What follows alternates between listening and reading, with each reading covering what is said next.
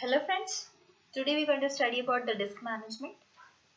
Operating system is responsible for the disk management and following are some activities to be discussed.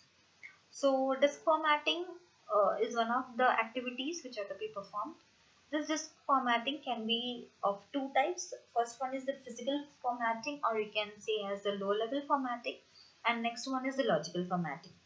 In physical formatting, disk must be formatted before storing the data. This must be divided into certain sectors that the disk controller can read or write. Low level formatting fills the disk with a special data structure for each of the sector. Low level formatting and the physical formatting are all same. Now this data structure which has been created for each of the sector consists of three fields. First one is the header, and next one is the data area and the trailer. The header and the trailer contain information used by the disk controller. Sector number and error correcting codes, that is the ECC, contained in the header and the trailer. That means the sector number and the error correcting code, that's the ECC, are contained in the header and the trailer. For writing data to the sector, ECC is updated. So the error correcting code is being updated, that is which is in the header and the trailer. They are being updated for what? For writing the data to the sector. Then for reading the data from the sector, ECC is recalculated. If there is a mismatch in the stored and calculated value, if there is, then the data area is corrected. So what is the meaning behind this? We have three fields, that is the header and the data area and the trailer. Now the header and the trailer, they contain the information of the disk controller. They contain the information which is used by the disk controller. Now the sector number and the ECC codes, they are contained in the header and the trailer. So this particular is the information, that is the sector number and the error correcting codes, ECC. This is the particular information which is used by the disk controller. And what is done over there, what does this controller will do? Whenever the data is to be written into the sector, this ECC is updated. It may be updating some codes to write in the data. Then next, while reading, it will recalculate it. The ECC codes are recalculated. Now, when the stored values in the ECC are not matching up with the calculated values, then we can say that the data area is corrupted. If it matches, we say that the data area is okay.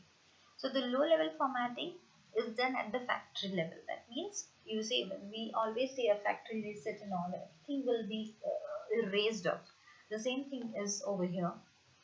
And then you go for the next one is the logical formatting. This is done after the disk is partitioned. A logical partition is done over here. The operating system stores the initial file system data structure onto the disk. That means the initial file data structure was there, that will be stored onto the disk, and a logical partitioning will be done, and the things will be formatted after the logical partitioning. That is, we can say, making a file system. The next activity, the first activity was disk formatting. We'll move on to the next activity. So you can, next activity is booting. Now here, booting block, when a computer system is powered up or rebooted, a program is read only memory. Okay, it executes, it's a read memory only happening is there. A diagnosis check is done first. Stage 0 boot program is executed. Boot program reads the first sector from the boot device into the main memory. The boot sector is the first sector of the boot device and contains the stage 1 boot program. Then maybe the boot sector will not contain a boot program. PC booting from the hard disk, the boot program also contains a partition table. The code in the boot ROM instructs the disk controller to read the boot blocks into the memory and then start executing that code. Full bootstrap program is more sophisticated than the bootstrap loader in the boot run. So now what you can see over here, booting from a disk in window. So you can see there is always partitions are there. This is what we do in the partition when we go for installation of the OS. We have these partitions to be performed. Now there is a boot code and a partition table. Now in the boot code, what we have, there is a code for booting of the system. That is the boot code. What the code, the lines which will, or the code that is going to boot the system, that is called as the boot code. Then we have a partition table. This partition table includes what? Information of all these partitions. Partition 1, 2, 3, 4. Now, then after, you also have a boot partition. Now, this boot partition is what? Partition 1, 2, and 3, 4. And this entire booting is done over here. Then means whenever a system is started, which we have already studied, which these things which we have already studied, and this is for a Windows 2000. We are studying for Windows 2000. That whenever a system is invoked or whenever a system is started, we go for the boot code. And after we go for the boot code, an init process will start. Now this booting is done on the basis of all these partitions: 1, partition 2, 3, and 4. And these are called as the boot partitions.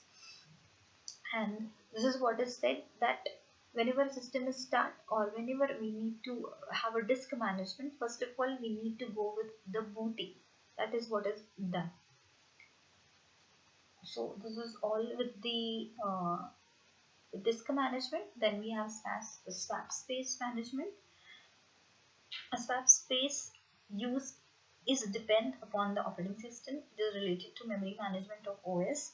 A swap space cannot completely make up for a lack of physical RAM. The disk access is much slower than the RAM access by several orders of magnitude. Therefore, a swap is useful primarily as a means to run a number of programs simultaneously that would not otherwise fit into the physical memory. That means what? Swap management, you already have seen what is a swap. Whenever a certain code of a process is required, it is swapped into the memory, and which is not required, it is swapped out of the memory.